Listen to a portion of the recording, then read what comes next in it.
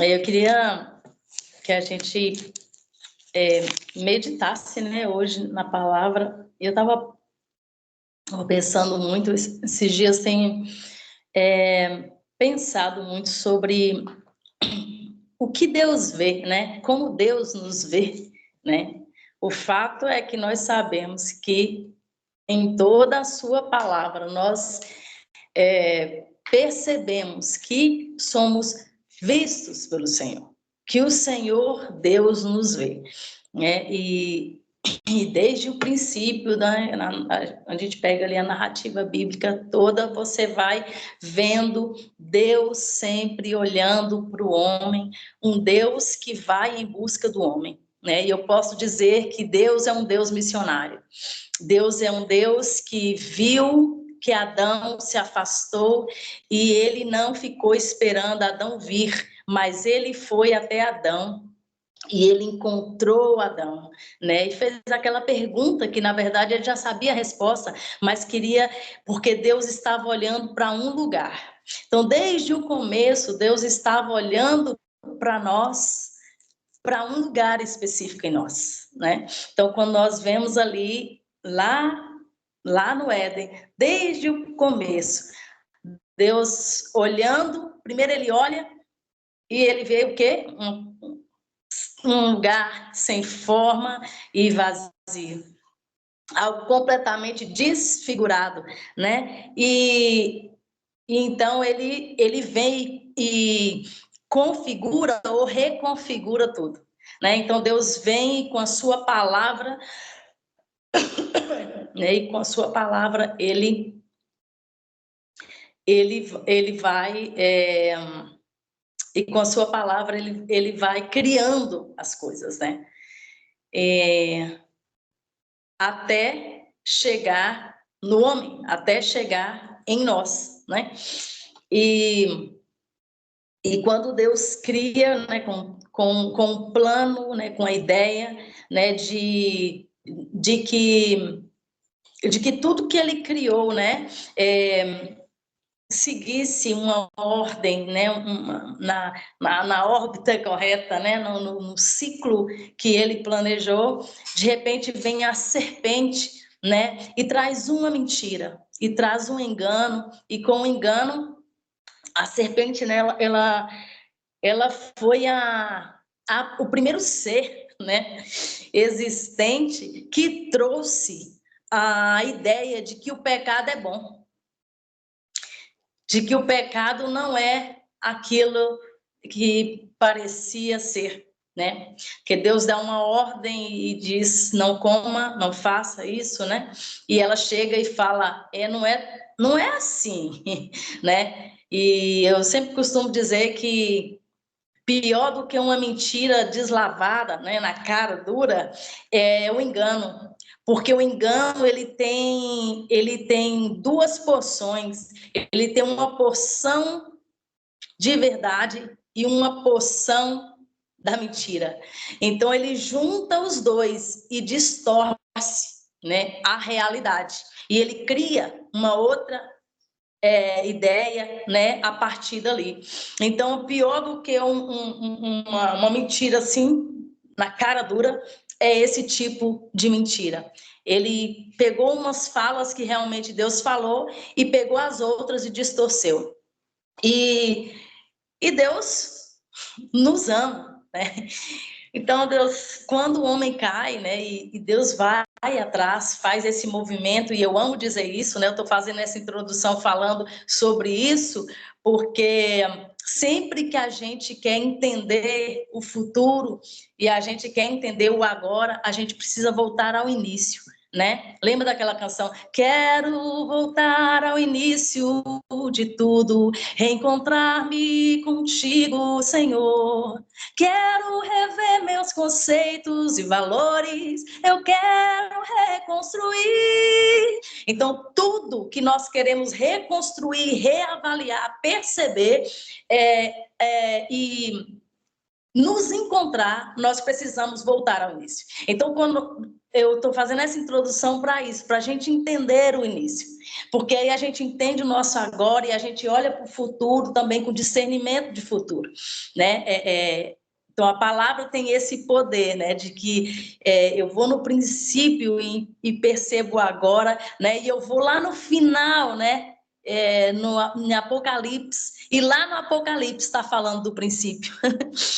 Né? Lá onde está o fim também está falando de um cordeiro que foi morto desde o princípio.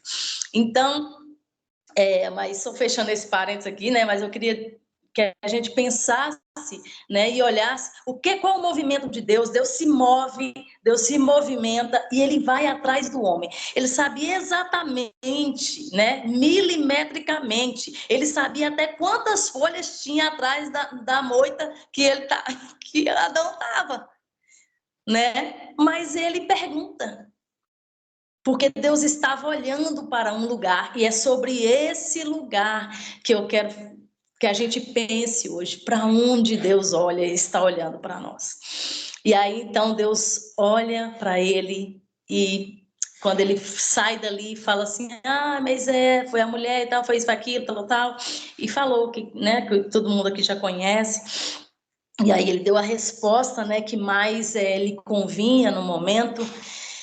E aí Deus vai e fala assim, quem te fez saber essas coisas? Quem foi, né? E essa abordagem de Deus, né, para com o homem, né, ele ainda vem até a nós, até hoje, né? Ele vem ainda nos arguir, ele ainda vem nos fazer perguntas, de forma que a gente mostre, né, e deixe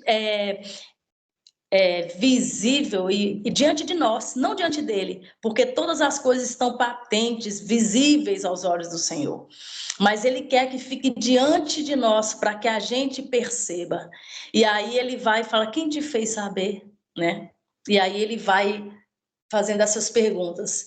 O que Deus está fazendo ali? Deus está olhando para o coração. E é sobre isso que eu quero falar. Para onde Deus olha? Deus olha o coração do homem. Deus olha para nós, para o nosso coração. Todas as vezes que Deus olha para a gente sempre pensa que Deus está olhando para o nosso histórico. Muitas vezes a gente pensa que Deus está olhando para o nosso performance. Às vezes a gente pensa que Deus está olhando para a nossa fé, né? Para a nossa fé, Deus está olhando. Mas o fato é que Deus olha para um lugar que mais ninguém vê, é o nosso coração. Às vezes a gente fala assim, principalmente em situações complicadas que a gente está vivendo, e fala, Deus sabe meu coração. Não é verdade? Quantos de nós já usamos essa frase? Deus sabe meu coração. De fato, ele sabe o nosso coração. Mas muitas vezes quem não está sabendo somos nós mesmos. Muitas vezes o nosso coração precisa ser arguído por Deus. Deus precisa vir encontrar o nosso coração e dizer, deixa eu te mostrar isso aqui. E isso só é possível por isso aqui, pela palavra, né? Deus continua usando a sua palavra para nos trazer, para nos arguir, para ir lá no profundo da nossa alma e nos trazer, né? E nos trazer exatamente para o lugar que Ele quer que nós estejamos. Lembro de um homem, né, que a gente chama, que é conhecido e assim, na verdade, não foi a gente que chamou, né? Eu vou até retirar essa palavra que eu falei, a gente chama, mas na verdade foi Deus quem o chamou. Deus falou que Davi era um homem segundo o seu coração. Mas o que vem a ser alguém que é segundo o coração, né, de Deus? E aí o apóstolo Paulo também vai grifar isso, né? Ele também vai falar sobre isso, que Davi, né, era um homem segundo o coração de Deus. Então, ele também vai sublinhar ali, né? Ele passa um marca-texto na palavra que Deus já tinha falado sobre Davi. E daí, Davi, você olha para a vida de Davi e fala assim, o que tinha na vida daquele homem, né? Ele entendeu para onde Deus estava olhando. Abra sua Bíblia aí, 1 Samuel, é muito conhecido, né, esse texto, mas 1 Samuel 16, vou abrir a minha aqui também, 1 Samuel 16,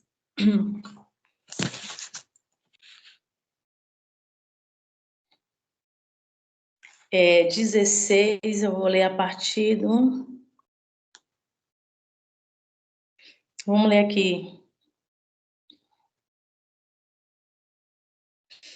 Eu vou ler aqui, eu vou lendo e aí vou parando à medida que for, aí eu vou comentando, ok?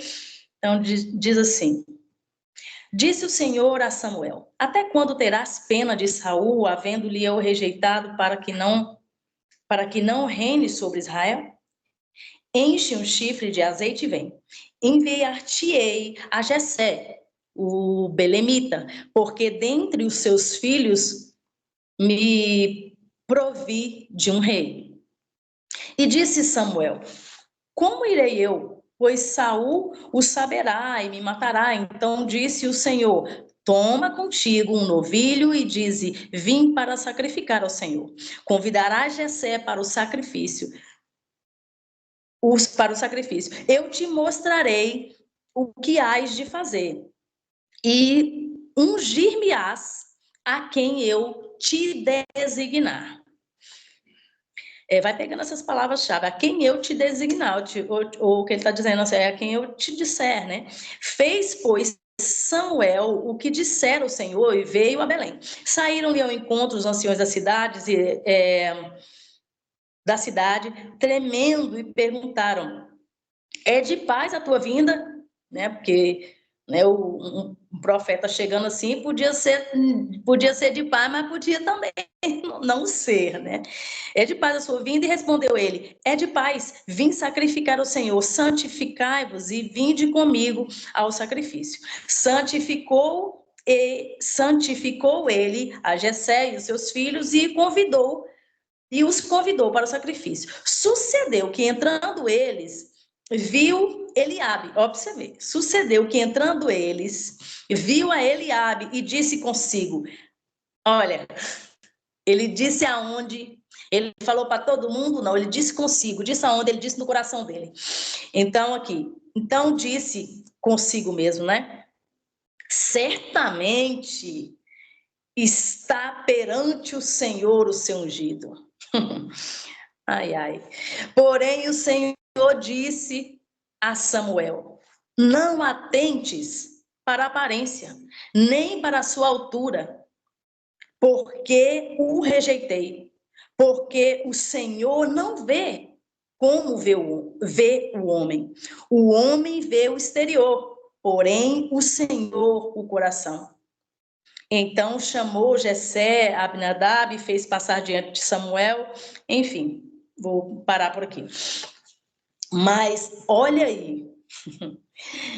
Primeiro aí Deus deu uma incumbência aqui. Deus falou para Samuel, um homem esse, no qual aprendeu a ouvir a voz de Deus desde criança, certo? Esse é Samuel. Samuel, um homem de Deus, um profeta, também foi um juiz na sua época, foi também sacerdote, foi uma referência, né? Foi um dos personagens assim bem fortes na Bíblia. Quando nós olhamos para os profetas maiores, nós vemos Isaías com um certo destaque, né, no seu ministério, né? Também muito parecido também com Daniel, mas Isaías de uma forma... sai daí, Isaías é Samuel. Samuel de uma forma muito específica, né? Que ele fica ali durante muitos anos. E Samuel vai, então, fazer aquilo que Deus falou para ele fazer. Embora já desde o começo ele já disse assim que... né? Mas como é que eu vou e tal, enfim, mas não é sobre isso que eu queria falar, né? Aí já é outra pregação, a gente vai falar sobre obediência, mas enfim, obediência pronta, né? E aí o Samuel vai, e é engraçado que o texto diz que ele falou, né? Que ele, dentro dele, né? Dentro dele ele disse, né? Fala assim que Ele disse consigo, ou seja, ele falou para ele mesmo, ele falou no seu coração. No coração de Samuel existia um estereotipo, uma aparência, talvez baseada na aparência de Saul, talvez baseada na estrutura física de Saul, na expressão de Saul, porque tudo que o homem consegue ver é por fora. Tudo que nós conseguimos ver é o externo, é o que eu faço, é o que ele fala, é a história dele que é visível. Mas o coração é Deus quem vê. E aí ele diz, e aí ele chega e ele fala com ele mesmo. E é como que no coração dele ele estava dizendo para Deus, que no coração dele ele diz assim, certamente. Olha isso. No coração dele, ele diz, certamente, ou seja, sem sombra de dúvida, né? Está perante o Senhor o seu ungido.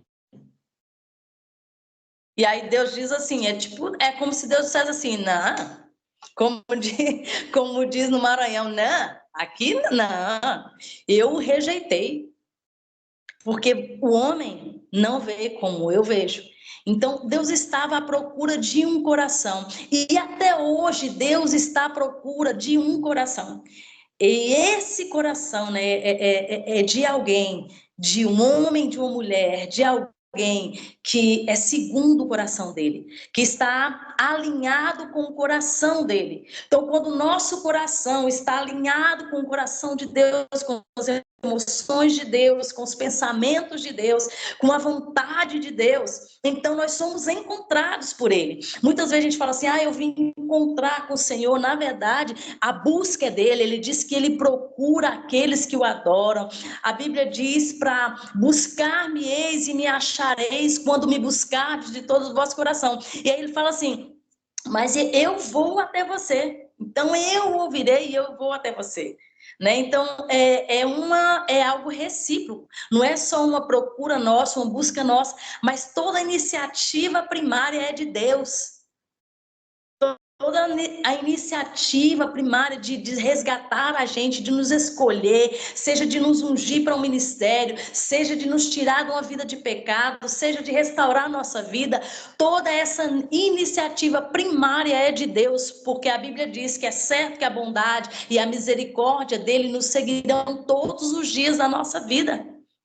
Então, Deus nos persegue desde o Éden. Ele está indo e nos abordando, ele está indo em nossa busca. E aqui ele estava na busca de um rei para ungir, mas ele queria um coração, ele não queria um estereotipo, ele não queria uma performance, ele não queria uma aparência apenas. Podia até ter todas essas características, mas não era o essencial. Ele estava olhando para o coração e ele acha um coração que estava totalmente desprovido de arrogância. Ele encontra um homem que está servindo. Então, Deus encontra Davi, né? E, com certeza, para Samuel, foi um choque. Mas aquele confronto que Deus, quando Deus fala para Samuel, para com isso, hein? É tipo isso, não estou aqui parafraseando, mas olha, você não entendeu. Eu não estou preocupado com isso aí que você está vendo. Eu estou vendo uma pessoa em um lugar que me adora. Eu estou vendo uma pessoa que tem um coração que é completamente meu. Em Deuteronômio fala que os olhos do Senhor está em busca, olhando por toda a terra, procurando um coração que seja completamente dele. Né, para que a justiça dele, né, e a justiça dele e o juízo dele venha e se estabeleça. Né? Então, a busca de Deus é por um coração inteiro, não um coração fragmentado, não uma pessoa que está só tendo uma aparência, mas com a alma, com o coração fragmentado, olhando, né, buscando aquilo que não é para ser buscado, né, deixando aquilo que não é para ser deixado. Então, Davi está lá, cuidando das ovelhas, Davi está lá servindo, mas o coração dele estava adorando ao Senhor. E a gente vê nos Salmos, né, como que Davi vê o coração de Deus. E ele fala assim, o Senhor me amou, o Senhor me ouviu, né, o Senhor ouviu o meu clamor. Então, todos os Salmos que Davi escreveu, exceto aqueles que está falando do seu próprio pecado, são salmos que exaltam quem Deus é. Né? E mais do que isso, fala das emoções de Deus. Quando a gente olha para os Salmos, você vê um Deus que se alegra, um Deus que ri, um Deus que chora, um Deus que se ira, um Deus que vinga, um Deus que acolhe, um Deus que aconchega, que aconselha, um Deus que cuida, um Deus que cura, um Deus que é companheiro, um Deus que é amigo. Então, a gente vai ver isso nos Salmos de Davi. Por quê? Porque ela segundo o coração de Deus. E Deus está buscando isso de nós. Né? Será que hoje, se os olhos do Senhor passar sobre nós, o que Ele vai achar no nosso coração? Né? Quando a palavra vem, nos fere, até um tempo atrás eu escrevi algo sobre a palavra nos ferir. A gente precisa lembrar de que a palavra, o evangelho, ele não é só uma pílulazinha de nos animar e de nos, mas a palavra precisa nos ferir. A palavra precisa nos ferir. Agostinho fala assim que feriu-me com a sua palavra e eu passei a amar-te. A palavra de Deus, primeira coisa que ela vem, quando ela entra, ela nos fere. Por isso em Hebreus vai dizer que a palavra é como uma espada de dois gumes. Não é verdade? Em Hebreus diz que ela penetra, né, dividindo, né, as juntas de medulas, né? Alma e corpo.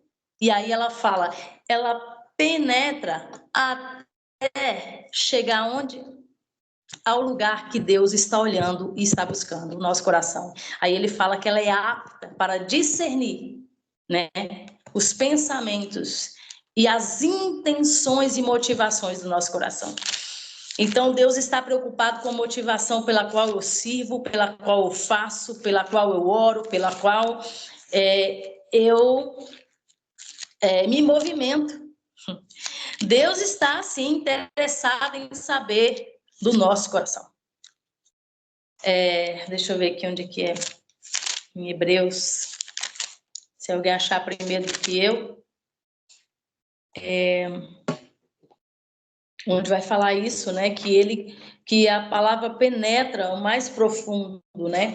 E ela fala que ela é apta. Ela é completamente apta, porque quem é a palavra, senão o próprio Deus a dizer para a gente? É o mesmo que falou no Éden, é o mesmo que se revelou em João 1, quando diz que, ele fala que no princípio, né, fala assim, ele era o verbo, né? No princípio era o verbo, né? E o verbo era Deus, o verbo estava com Deus, né?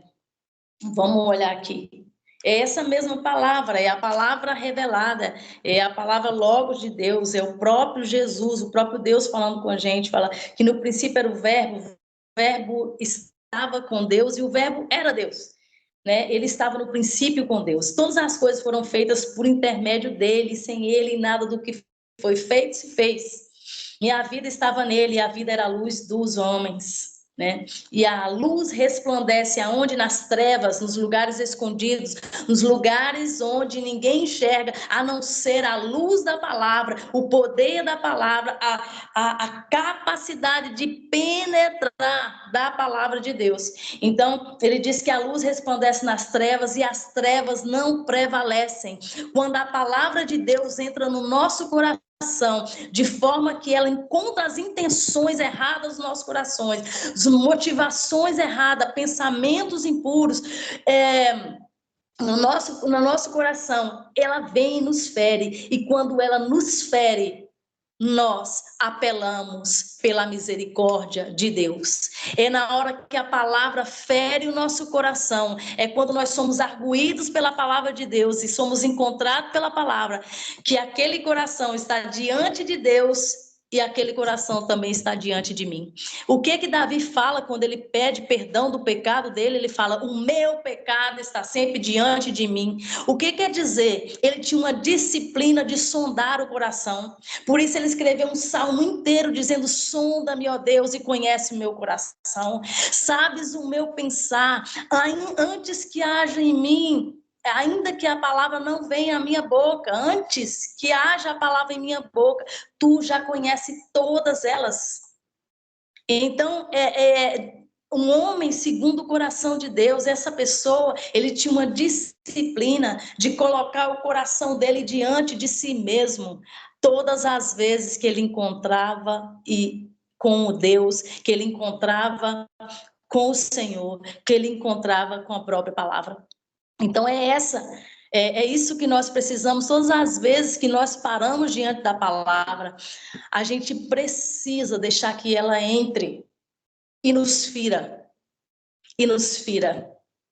Porque é na hora que nós somos feridos pela verdade da palavra, a luz da palavra, as trevas que há em nós não prevalecem. E então nós nos tornamos mais parecido com Deus e vamos nos tornando segundo o coração dele, segundo a vontade dele. Essa era a busca dele no Éden, quando ele perguntou a Adão o que ele queria que ele visse. Eu quero que você veja o seu coração. Foi o seu coração, né? E o nosso coração é enganoso, né? Nosso coração é enganoso. Então, nós precisamos sempre colocar diante do Senhor. E hora por outra, né? Uma hora ou outra, às vezes a gente permite, né? Que sejamos conduzidos pelo nosso próprio coração. E aí Deus vem nos arguir, Deus vem nos confronta pela palavra. Então nós nos reposicionamos diante dele e buscamos esse coração segundo o dele, porque no fim das contas é para onde ele está olhando. No final das contas é para onde Deus está olhando para nós. Tudo que a gente faz só tem valor se lá dentro do nosso coração a intenção, a motivação está exatamente no lugar que deve estar. Porque senão é vão. Do contrário, isso é vão. E todos nós, não há nenhum ser humano aqui na Terra que não possa ser enganado ou roubado pelo seu próprio coração. Nós vemos o próprio Davi, né? E era um homem segundo o coração de Deus, né? E o que nos faz sempre voltar para esse lugar é a busca, o poder da palavra em nós, penetrando em nós. Eu queria ler o texto, né, que fala aqui de Hebreus, que fala da palavra, né, que ela é mais cortante do que uma espada de dois gumes. Queria ler esse texto. Bem, esse aqui no 12.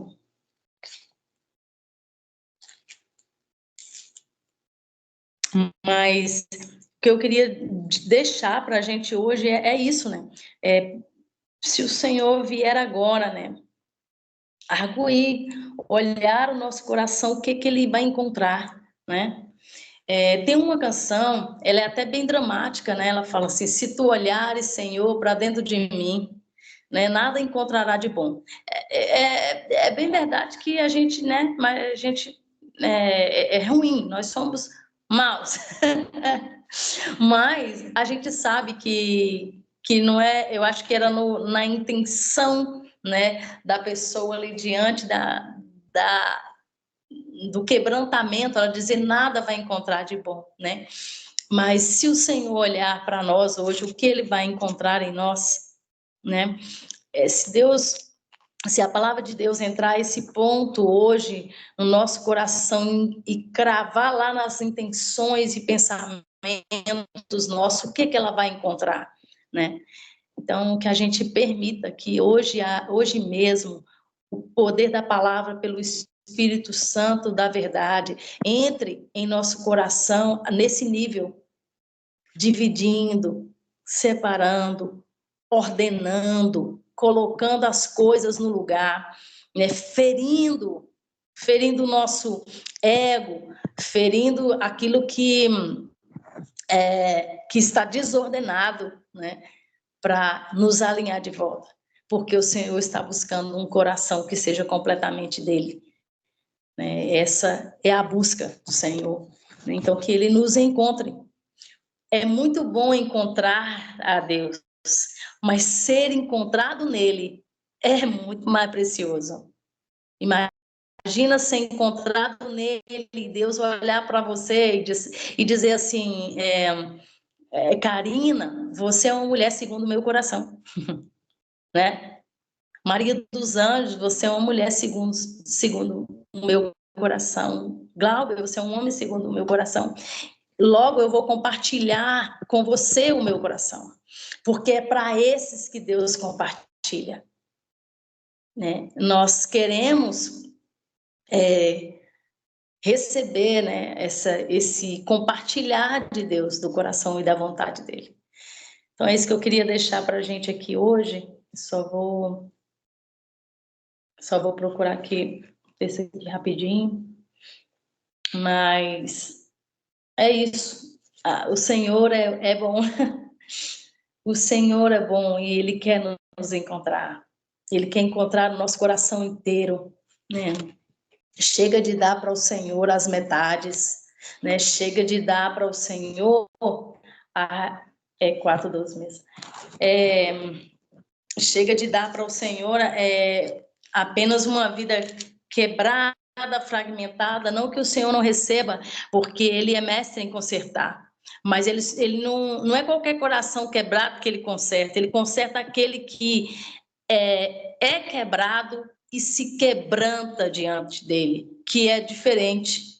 Então, muitas pessoas quebradas não querem conserto, muitas pessoas quebradas não querem ser consertadas, elas querem continuar na pendanga. Mas o Senhor quer que a gente vá até Ele, né? E a gente possa, né, ser alinhado de novo, né? Então diz assim, porque a palavra de Deus é viva. Por que ela é viva? Porque ela é gente, porque ela é o verbo que se fez carne e habitou entre nós, cheio de verdade, vimos a sua glória com o unigênito do Pai, né? Ou seja, quem é essa palavra viva? É Deus, o próprio Deus, que criou todas as coisas pelo poder da sua palavra, e o próprio Deus que se encarnou, nasceu de uma virgem, de uma mulher, e se tornou gente. Essa palavra é o próprio Jesus, e essa palavra, ela é revelada pelo Espírito Santo. Então, a palavra é viva e eficaz, ou seja, eficaz, ela cumpre o propósito pela qual ela é lançada. A Bíblia diz que a palavra cumpre o propósito. A palavra não volta vazia. Por que ela não volta vazia? Não é porque você vai falar qualquer coisa vai dar certo. É porque a palavra em si mesmo, pelo poder dela e do Espírito Santo, ela vai e cumpre o propósito. Logo, ela é eficaz. É mais cortante do que qualquer espada de 2 gumes, né? E penetra até o ponto de dividir alma e espírito. Ou seja, ele vai entrar com a espada da palavra no nosso coração e ele vai dividir ali. Vamos sondar aqui o espírito, vamos sondar aqui essa alma, vamos lá? Vamos dar uma analisada aqui? Vamos. E aí ela vai entrando, e ela vai nos ferindo, e ela vai nos ferindo, e nós vamos constrangendo diante da presença da santidade da palavra de Deus, da santidade de Deus, e nós vamos sendo ferido, e à medida que somos feridos, nós apelamos pela misericórdia dele, alcançamos graça e misericórdia dele, então nós o amamos mais, e nós crescemos mais, e toda vez que a palavra vem entrando, e fala aqui, ele divide juntas e medula, ou seja, é nos lugares mínimos, mais minuciosos possível, é onde a palavra entra. E aí ele diz que é apta, ou seja, ela está pronta. Ela está pronta, a palavra de Deus está pronta. É nós que precisamos estar com o coração nele para poder estar pronto para proferir a palavra, para profetizar a palavra, para viver a palavra, para pregar a palavra, para que ela seja cortante como ela deve ser. Ela é apta para discernir, ela vai sondar e ela vai colocar diante de nós o nosso próprio coração. E ela discerne os pensamentos e propósitos, ou seja, a sua intenção. Ela sabe aquilo que você está pensando, que é o próprio Jesus. Lembra daquela mulher na casa dos fariseus? Ela entra no lugar onde ela nem tinha sido convidada, mas Jesus estava lá. E aí ela entra com o vaso e ela joga nos pés de Jesus. Não é que unge a cabeça, aquela que unge os pés de Jesus, ela unge os pés e chora aos pés de Jesus. É totalmente com o coração contrito, e a Bíblia diz que um coração contrito não desprezará, ó Deus. Quem diz isso? Davi. Um homem segundo o coração de Deus. Conhecia o coração de Deus, sabia que Deus não desprezava. E então tinha uma mulher lá, nos pés de Jesus. E o texto diz que ela era da cidade, era uma mulher conhecida na cidade, e o título é Mulher Pecadora, ou seja, já o título já era o histórico dela, né? Porque nós vemos o histórico, nós vemos o estereotipo, nós vemos o por fora, mas Deus olha o coração. E aí, aonde é que a palavra, Jesus, o Logos ali, o Deus revelado, né, em gente, em carne e osso, estava ali, ouvindo as intenções e os pensamentos. E um deles pensa consigo mesmo: se soubesse quem é essa. E aí, o que Jesus responde?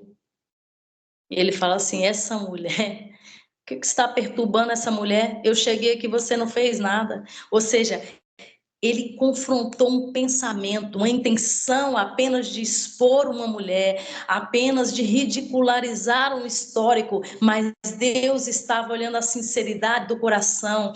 Só que ele confronta aquele pensamento enganoso, ele confronta aquele pensamento religioso e ele fere aquele fariseu pela sua palavra. E lá no final, ele, além de perdoar, que para ele já era escandaloso, Jesus perdoar alguém, né? Como pode perdoar pecado? Só Deus pode fazer isso. E aí, além deles se escandalizarem com isso, Jesus diz assim: vai, a sua fé te salvou. Ou seja, aquilo foi muito confronto. Então, esse é o poder da palavra, a eficácia da palavra. Ela conhece os pensamentos, ela discerne os pensamentos e ela confronta e coloca diante de nós. Aquilo que estava só no coração daquele homem orgulhoso, soberbo, Deus fez trazer à luz. Porque o que diz aqui no texto? Fala que todas as coisas estão perante o Senhor, né? Estão nuas e patentes diante de Deus. Então Deus vem com a sua palavra, confronta o nosso coração, coloca ele diante de nós. E aí cabe a nós, ou nos constrangemos, ou nos quebrantamos, ou nós perdemos a oportunidade de ter um coração segundo o coração de Deus. Então, que Deus tenha misericórdia de nós, que Deus nos dê a graça, né, de ouvir a voz dele, deixar que a palavra entre em nós e todos os dias sermos aperfeiçoados nele, para a glória dele, para a honra dele, para que outros conheçam quem ele é. Amém?